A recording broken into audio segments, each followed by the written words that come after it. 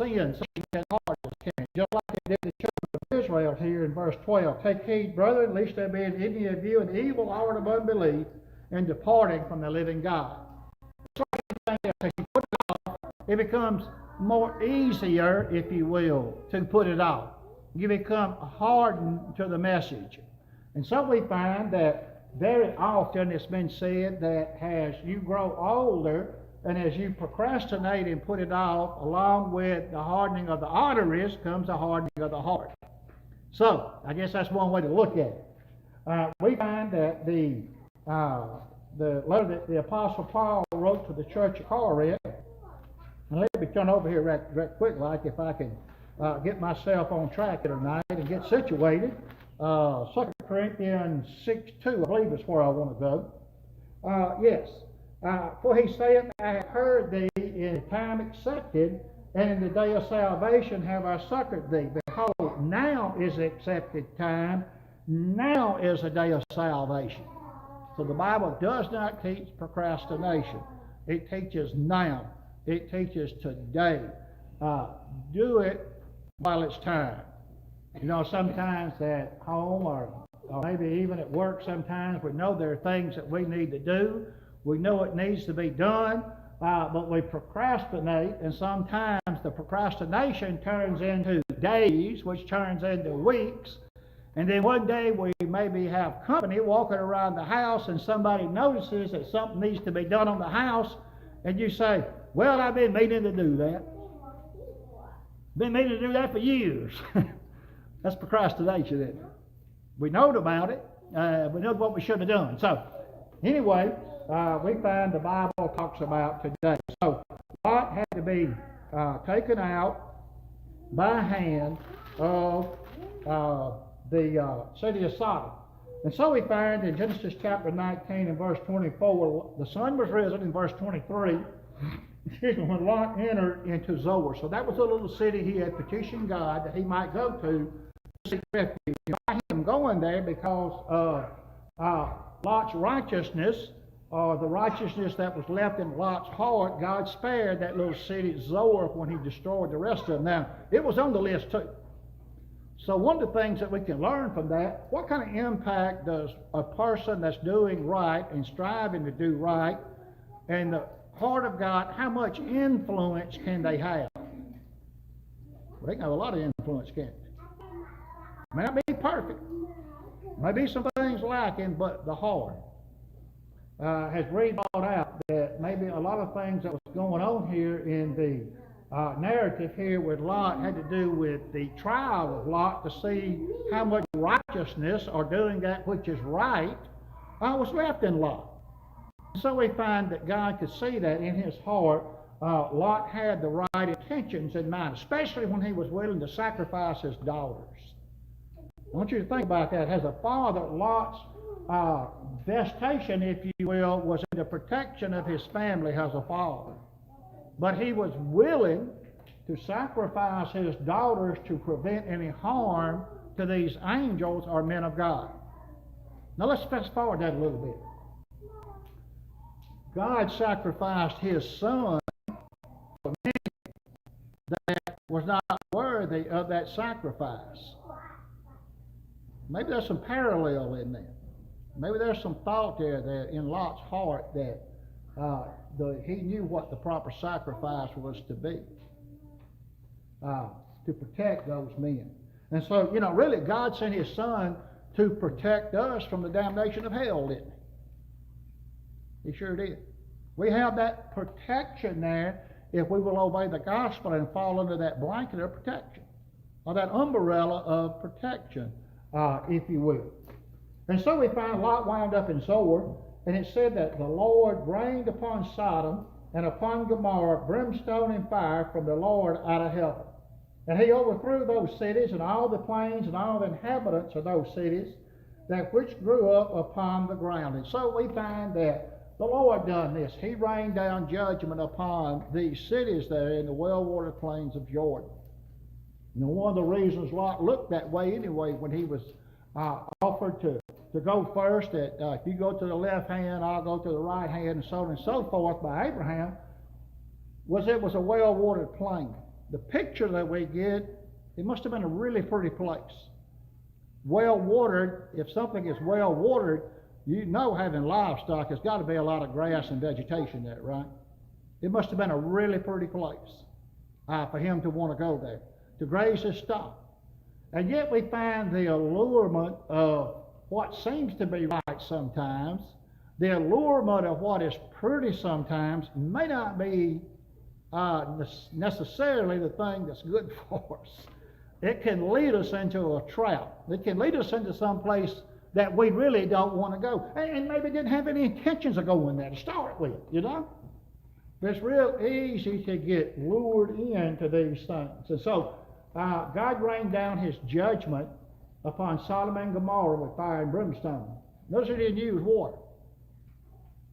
You know, when he destroyed the world the first time because of sin, he used the water, didn't he? But you know, that was a bow set in the cloud. That was a promise called a rainbow, wasn't it? And that promise was to man that I will not destroy the world again by water. Notice what he didn't say. He didn't say, I will never destroy the world again, or I will never destroy the world again, but I'm going to use fire.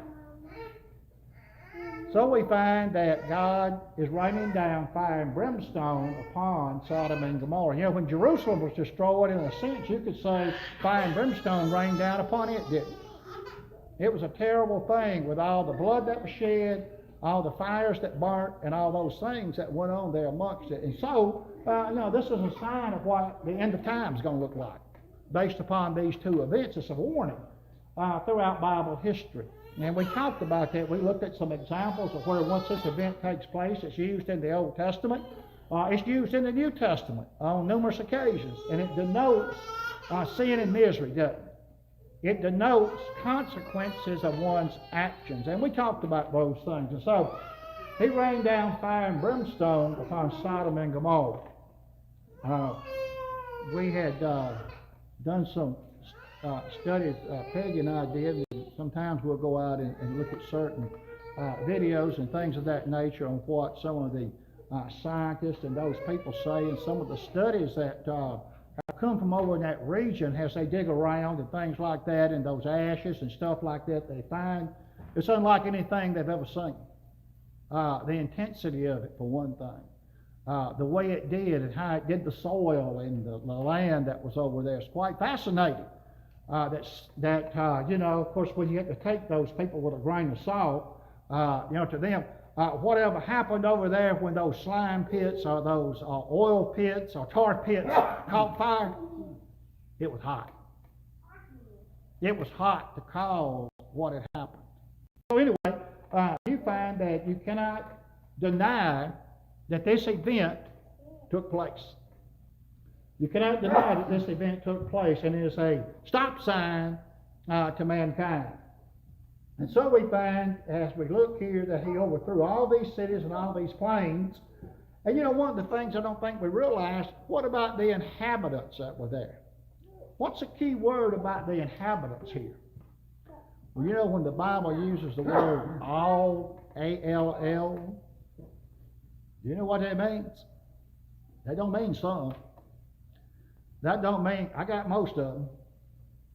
The word all means in totality. That means completeness. If you were to draw all as a picture, and I'm not talking about the laundry detergent, okay?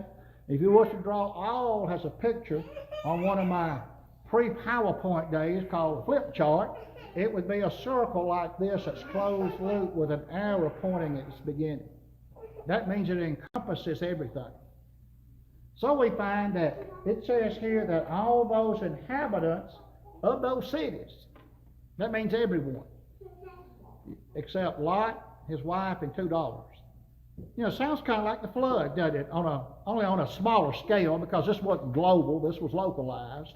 But still, all the inhabitants that were involved were destroyed. And it's things that we don't like to think about. That means men, women, children, old folks, all were destroyed by that fire. See, when God says he wants to get rid of sin, guess what he means?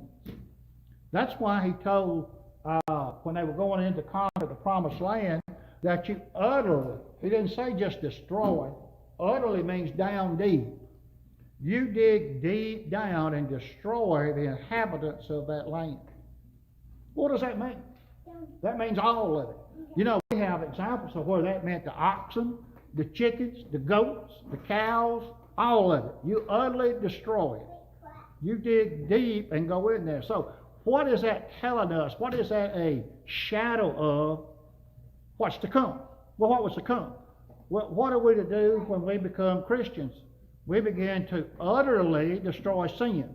And when you say utterly in our terminology and in our thinking today, spiritually, that's the hard end. You utterly destroy those thoughts and intents that lead to sin in the heart, don't you? That's what he's talking about there. Colossians chapter 3 uses the term mortify, put to death. It has the same thought pattern with it. It carries the same meaning. And so we find that what we're seeing here is a picture, if you will, painted as a type of what's going to come. And this is what all this points to. It really points to the coming of Christ and the reconciliation of man. And what we're seeing here is God's plan and way that he got us to this point. Just like the Genesis of Acts, the beginning of Acts, which is actually the beginning of the church. We're going to get to see in detail how he brought all that together, so we can understand today where we're at and how important it is, you see, that it was a part of his plan. So, anyway, and in verse 26, we find a real interesting passage of Scripture that we find as we go over into the New Testament that Jesus, you know, he talked about the impending destruction of Jerusalem, and he talked about if you have, and I think we turned over there, and he talked about Luke 17:32. But when you see all these events happening as these armies begin to encroach upon Jerusalem, if you're on the housetop, don't go down, you get out. Because you know you got time to get out of there. Once those armies get set up and they get instilled, and I don't know if you've ever seen some things about how the Roman army attacked cities. Once they begin to surround it, they actually begin to dig ravines around it so you couldn't get out. If you got outside that city, you went down into this deep ditch, and of course you'll sit and duck. That was one of the strategies they used. They also used building earthen mounds to assault city walls. So we find that, you know, when Jesus was talking about this, he was giving them stern warning. But, you know, he uses a very interesting reference there, doesn't he, about not going down and getting your stuff. He uses the word stuff there. You know, stuff gets us in trouble, you know. Stuff causes us a lot of heartache, you know. He said, don't you go back. You get out. You run for your life. If you get out with the skin of your teeth, you've done a whole lot. And so he uses the statement, remember Lot's wife. Well, here we are with Lot's wife. What is there to remember about Lot's wife and all this? Well, she was able to escape the destruction, wasn't she? Sure was.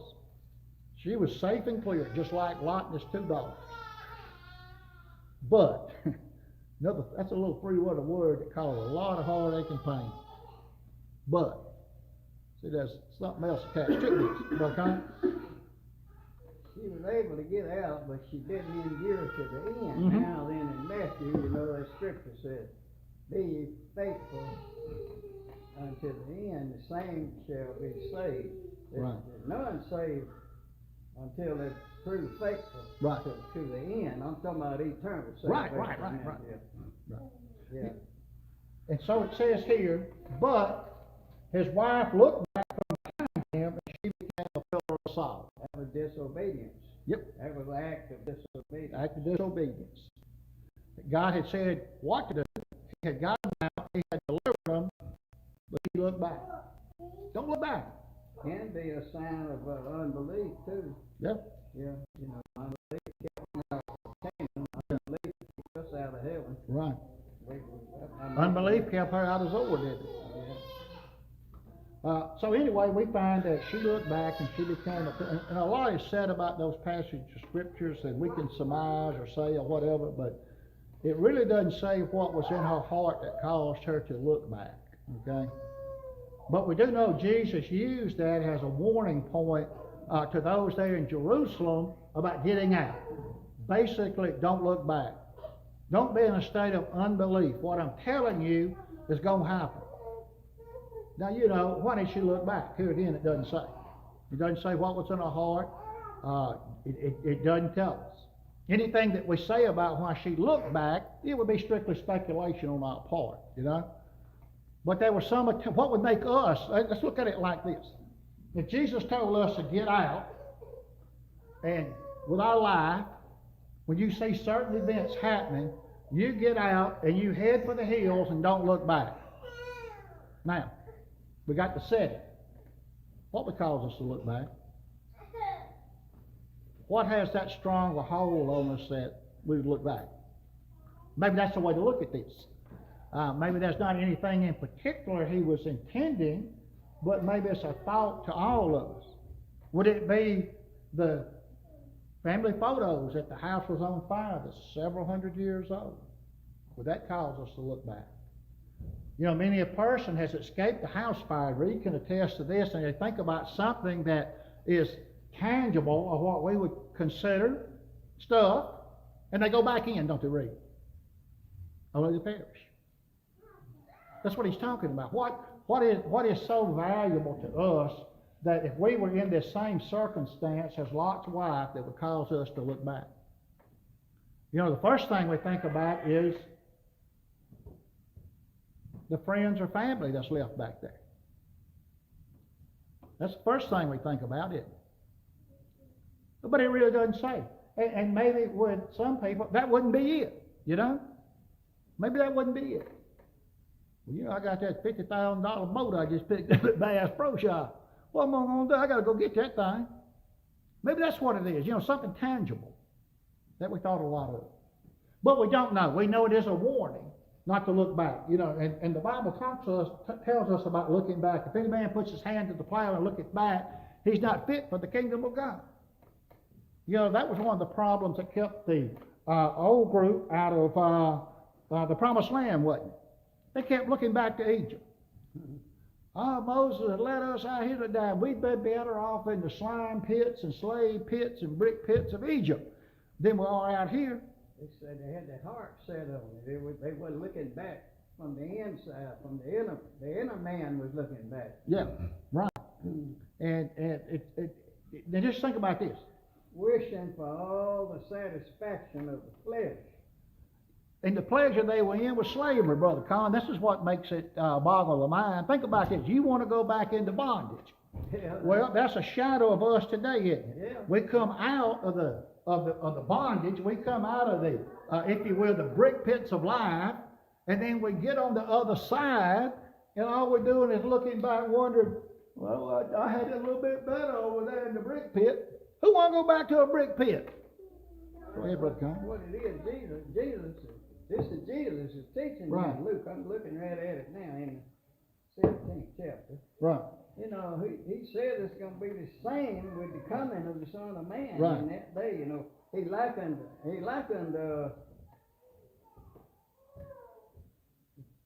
brimstone and fire over there burning up Sodom and Gomorrah. Right. He likened it unto the days of Noah.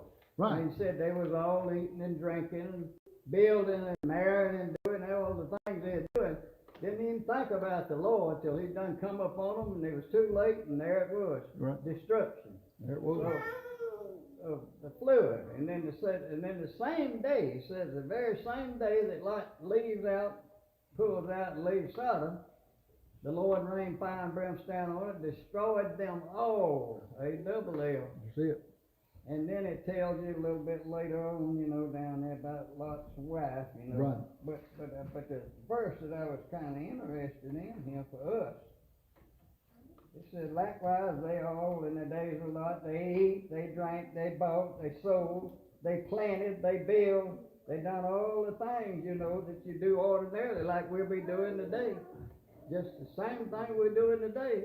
We building, we eating, It's the last thing on their mind, Eating wasn't it? and drinking and building and doing everything that he said he'd do it. But he said, even so then shall it be when the Son of Man is revealed. That's verse 28. Oh, no, excuse me, that's verse 30. Okay, I'm getting rid of these glasses, ain't no good for me. I'm trying to look in there, but I ain't too good. But anyway, I knowed it was there. I knew it was all there. Right. Yeah. And so we find that she looked back and she turned And to he this. goes on to say, don't look back. You know, if Yeah. you come down and you left your goods in the house, forget about them. If you're out there in the field, don't even look back toward your house, because he's fixing to say, you better remember Lot's wife. Yeah. Remember Lot's wife. Yeah, that's what it is. So that's our warning today. I think if I was in this situation, I too would have looked back, because, this wasn't a quiet event. Yeah. Oh, no. So it'd be hard not to realize, what was going on back there? Exactly. We don't know what it was. Could that have been it? The noise and the destruction? I mean, like you said, it wasn't a quiet event, was it? I would assume not. Yeah, I know what you're saying. So yeah. I mean, that's another point to bring out about it. I mean, anyway, we find that these things happen, and we find that Abraham now, where am I at? Abraham now gets up early in the morning to the place where he stood before the Lord. So we find that Abraham gets up, and he goes back out, and we talked about him traveling a little bit with the Lord. And it looks like it takes on the appearance that they could actually see some of those cities over there, or at least an outline or shadow of them. Maybe it was kind of like how we are today. If you go to the High Point Shopping Center and you pull up there where Chappie's and them on that hill up there, you can oversee Montgomery. You don't see all of it, but you know there's a big city there. Maybe it's an event like that. All we know is that Abraham could see the smoke of the country went up as smoke of a furnace. So it was a lot of fire there. A lot of things had gone on there.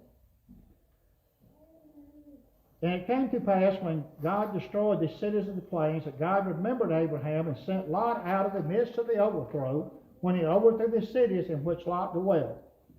And Lot went up out of Zoar. Now we're going to find that Lot he went into Zoar.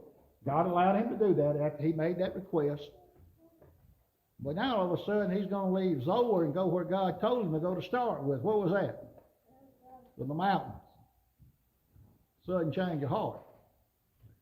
Red Lot began to catch on that maybe God meant what he said. Because it says here that Lot dwelt in the mountains, and his 2 daughters with him, for he feared to dwell in Zoar, and he dwelt in a cave, he and his 2 daughters. So something spooked Lot there in Zoar. What was it? Well, it doesn't really tell us. We do know what Zoar was on the hit list. It was on God's list to be destroyed. And, the only thing that you can think about it, after seeing that, Lot might be thinking, maybe I'm better off in the mountains. He gets out. He goes. He flees. And so he goes into the mountains to dwell in a cave.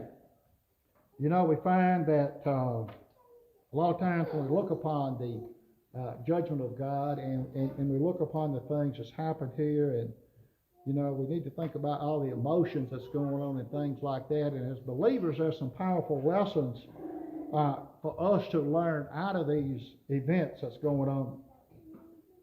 We find one of the things that we learned is that, Lot, his 2 daughters, and his wife especially, should have had more of a humble submission to God's will. It didn't look like Lot was very humble, does it?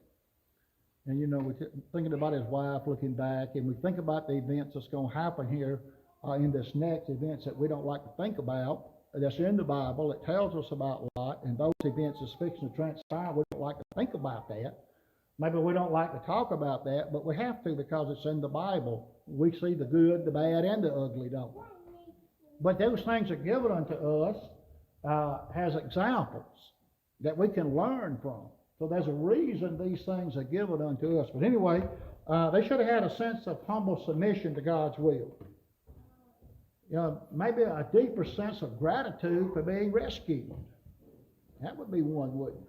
A deeper sense of gratitude for being rescued. And maybe they should have had more thoughtfulness over their own life. That, hey, I've got a chance to continue on, where these didn't.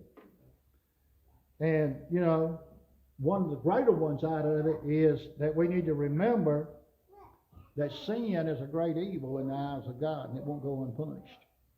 So there's a lot of lessons, sub-lessons, if you will, that could be drawn out of these. And so we find that these events happen. They're dwelling in the cave, and we're going to find that where they dwelling, if you look at it real close, over in the area called Moab, which we find today is the west side of Jordan, which we put it on the east side of where Jerusalem and all those places is at over there today. So this is where all this is going to happen, on the east side of the Dead Sea. Like I say, today it's a part of what we would more than likely call Jordan. So anyway, we find that really, I think this is a good break point. I think I'll pick up right here because we're going to talk about this a little bit in depth. But what I want us to remember, if we do some pre-reading on this, verses 31 through 38, may not be something we like to talk about. May not be something we like to think about. But these things were written unto us, wasn't they? There's something to learn about this. There's something to learn about this and about sin and how it works. So, and I'll stop right there, and we'll just pick up right there next week at verse 31.